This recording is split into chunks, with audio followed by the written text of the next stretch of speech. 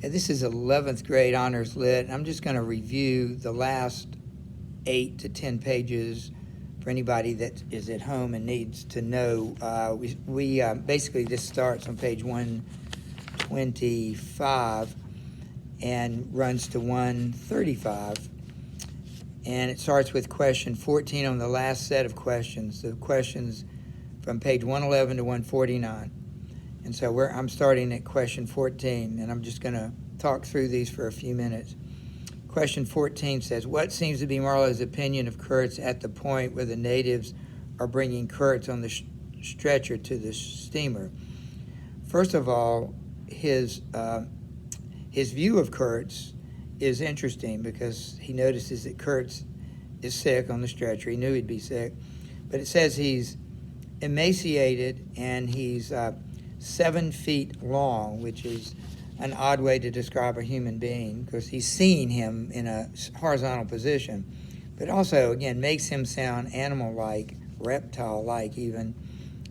It points out that the name Kurtz, although he's possibly 7 feet tall, the word for Kurtz means, the name means in German, short. As far as he feels that he's also in danger. He feels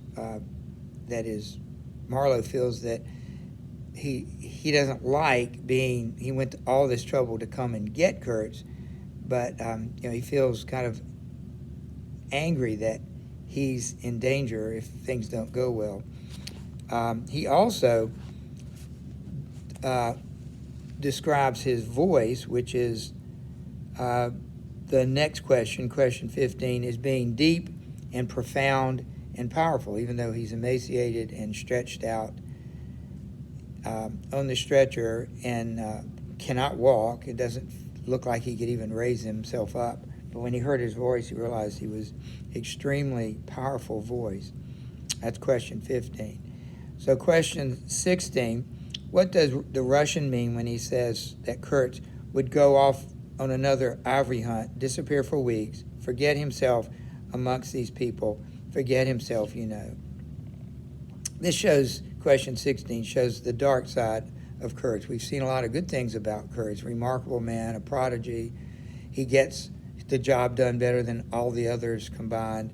But now we see kind of a darker view of him. He would go off, disappear for weeks, and forget himself.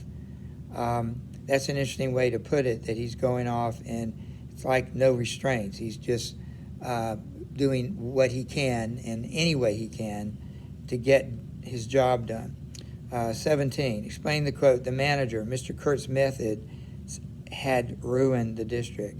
Whatever those methods were, and we believe most of the time they were by force, he would steal the ivory from people and he would kill people if necessary. He also employed other tribes against these tribes. So his methods have ruined the district. That means if anybody wants to go back in after Kurtz has left, there'd be no way to duplicate those methods because the people there would not allow anybody else to do that. And he goes on to say, Mr. Kurtz lacked restraint in the gratification of his various lusts. And we've talked about the fact that part of darkness is no restraint. And that's a dark place to be when you have no way to restrain yourself from going after what you want. A lot of people, that would be the ideal situation, but that's the point of the book, to show that that's really a very dark situation. Question number 18, which is on page 127 in the book, says, who is the magnificent native? Describe her. The native is Kurtz's intended, his other girlfriend or fiance. And describe her. She's described as magnificent, queen-like, almost described as a goddess. It mentions that her hair is done in the shape of a helmet, which reminds us of Athena. But at the same time, she's savage, superb, wild-eyed, and magnificent. So there's a paradox going on here. While being magnificent and queen-like, she's also savage and superb and wild. Okay, so that's the intended. 19, what does Kurtz mean when he tells the manager, I will carry out my ideas yet? So I should point out that a third thing you say about the woman, she was in great physical, personal rather, sorrow. She was experienced a tragic moment at the loss of Kurtz leaving. So she was magnificent, she was savage, she was sad. Question 21. Where does Marlowe find Kurtz, and what does he do with him? All right, so the last three questions are 19, 20, and 21 that we need to go over. 19, what does Kurtz mean? I will carry out my ideas, yet I will return. In other words, he may be physically emaciated, but he still haven't given up, and he still has this philosophy that he's doing some good out there, that his ideas, his plans are still going to be carried through. Question 20, why does Marlowe promise to protect Kurtz's reputation? We're not sure yet. All we can say is that it's all Kurtz has left is his reputation. And so somehow I think Marlowe dislikes Kurtz less than he dislikes everybody else. It's not that he admires Kurtz, although there are things about him I think he does admire. He's also called him a hollow man, and he's resented the position Kurtz has put him in terms of danger. The natives don't want him to go. He controls the natives, and at any moment he could tell them to attack the boat again, and they'd probably destroy it. That's his view of we don't really know why, but he has promised to protect the reputation of Kurtz. 21, where does Marlowe find Kurtz? So he brings Kurtz to the ship. Kurtz gets into an argument with the manager, and then that night, the very night that they found him and brought him aboard, Marlowe notices that Kurtz is missing. So he walks on deck, and he notices a fire on the land nearby on a hill. So he goes to look for Kurtz, and he finds Kurtz crawling just a few feet away from a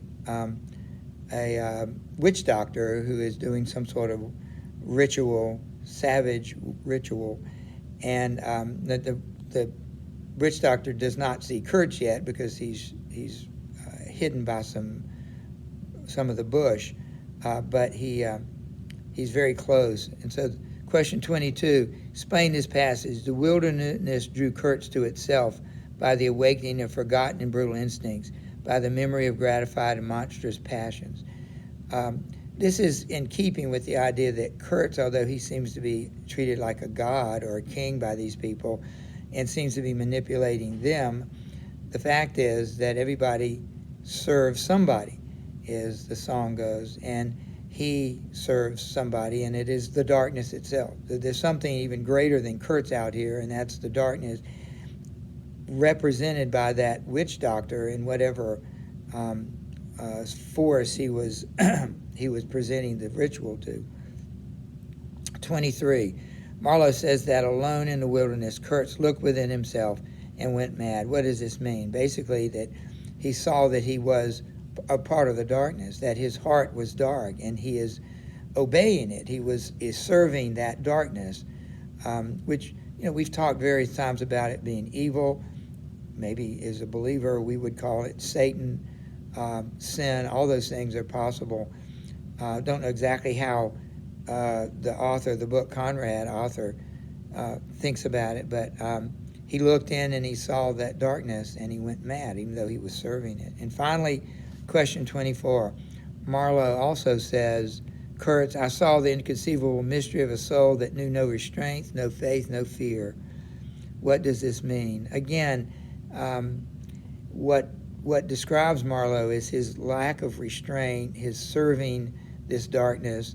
He has lost all principle, civilized principle, any religious principle, and he's basically serving the darkness. So that brought us to page 135, which we will pick up tomorrow. Hopefully this helps.